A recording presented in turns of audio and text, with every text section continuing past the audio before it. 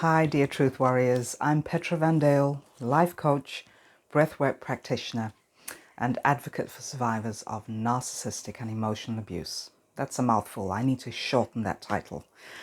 I just wanted to touch on the subject of your Christianity getting in the way of releasing yourself from a narcissistic relationship, familyship, friendship, and healing yourself. Now, I grew up a preacher's daughter. I was raised in a Christian home. I was raised with the Bible. I am not looking to get into a discussion over the Bible or over Christianity, so please don't even start. It's simply that I'm sharing my own perspective on some of the Bible verses that we are raised on as Christians and how that can cloud our vision with regards to being abused. So those of you who have been raised in Christian homes or who have a foundation of Bible verses, we often heard, or at least I often heard growing up, is that you have to turn the other cheek, love your enemies, pray for your prosecutors, which implies, just looking at it from a woman who has come out and healed from narcissistic relationships, that implies that you have to keep giving love and compassion and empathy even though you're getting the crap kicked out of you, emotional manipulation, intimidation. That is what it implies. And this is where I myself draw a boundary. I had to draw this boundary when I was looking to break out of these very toxic relationships and start to heal myself. So what also often happens is that you are raised in a Christian home with narcissistic parents hiding behind the mask of Christianity. And these, I would say, are the most dangerous, covert narcissists that you can be involved with, is that they will always take Bible verses, twist them, take them out of context, and throw them back at you.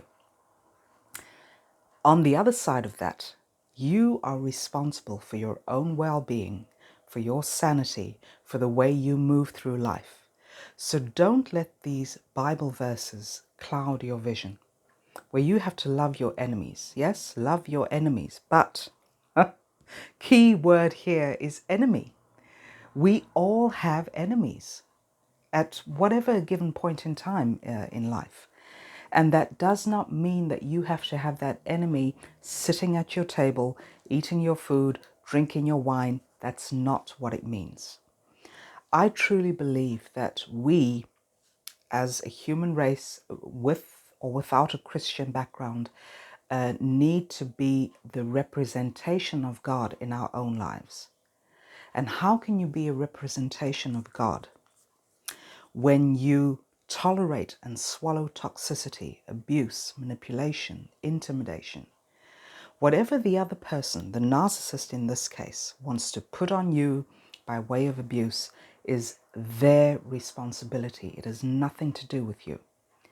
And furthermore, the more love and compassion you give, the more kindness, I've said this so many times in videos, does not mean that you can heal the narcissist, and it definitely doesn't mean that you can pull them out of the abyss. This is just impossible.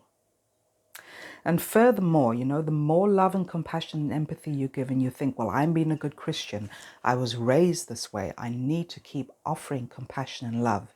And maybe then the narcissist will see the light, change their behaviors, and we're going to ride off on horseback into the sunset.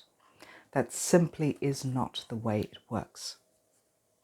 And furthermore, the narcissist is very competitive with very many different aspects in life. They are always looking to one-up you.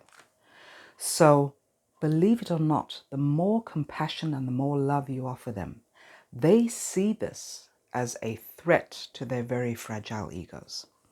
Because when you offer that love and compassion, even though you've seen the red flags, even though you realize that you are in the midst of terrible abuse, and you think, well, let me offer more love and compassion, The narcissist sees this as you putting yourself above them. So they are going to compete and maybe even twist it and say, you think you're giving me love and compassion? I'm the one who's always doing that. You just do not see that. I'm the one who's offering you forgiveness. It's not you offering me forgiveness. But this is all part of the smokescreen, because you can offer that love, that compassion, that empathy, the respect to the narcissist, but they simply cannot receive it.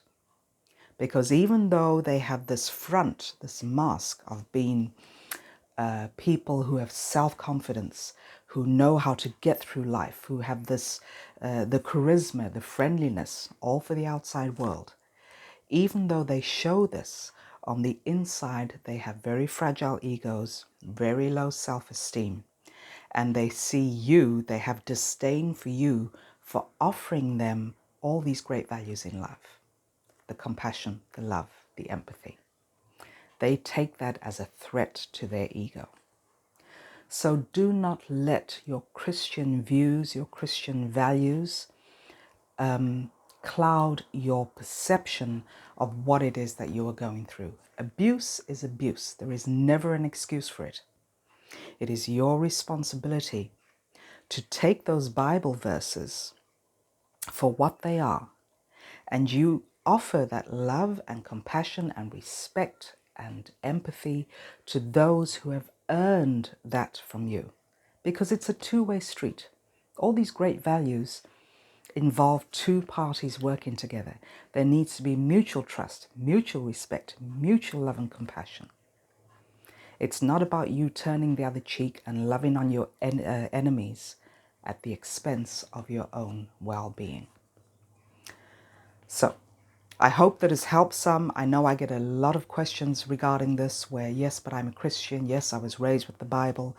And my minister has told me to just keep offering my abusive spouse, my abusive friend, my abusive parent more love and compassion, and to pray for them.